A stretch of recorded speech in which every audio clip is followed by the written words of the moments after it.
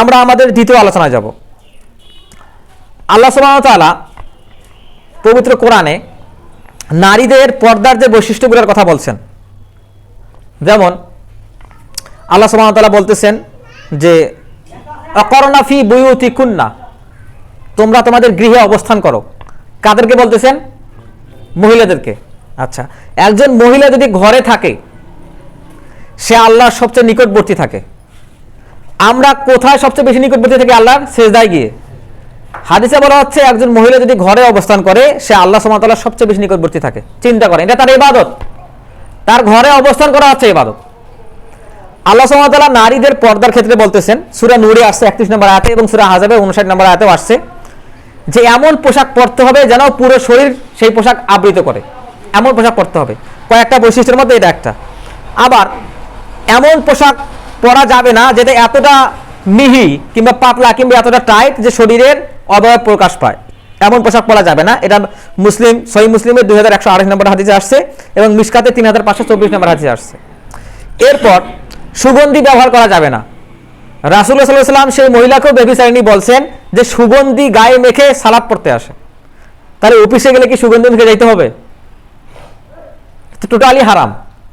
যদি মসজিদে সুগন্ধি মেখে কোনো মহিলা আসে তাকে গোসল করে আবার সালাত পড়তে বলা হয়েছে, তাহলে অফিসে সুগন্ধি মেখে যাওয়ার মানেটা কি?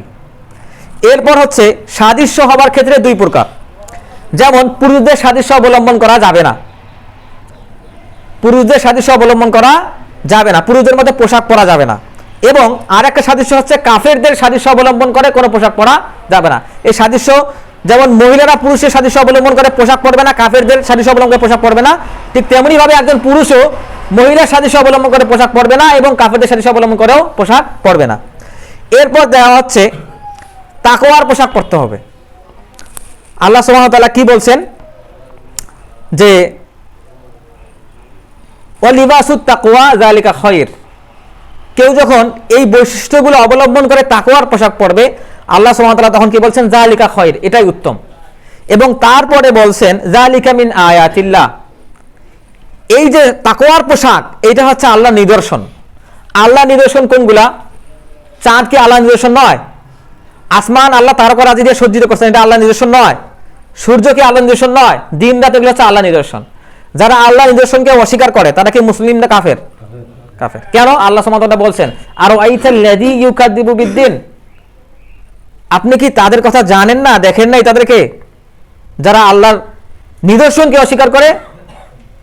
ইউকাযযিবু বিদ্দিন,